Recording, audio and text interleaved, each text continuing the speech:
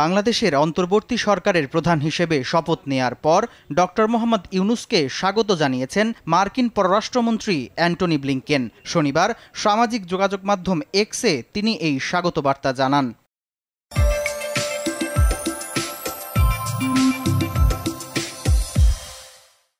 Blinken বলেন, যুক্তরাষ্ট্র ইউনূসের শান্তির আহ্বানকে সমর্থন করে। আমরা বাংলাদেশের সঙ্গে কাজ করতে অঙ্গীকারবদ্ধ। একই সঙ্গে যুক্তরাষ্ট্র বাংলাদেশের জনগণের একটি গণতান্ত্রিক ও সমৃদ্ধ ভবিষ্যতের স্বপ্ন দেখে।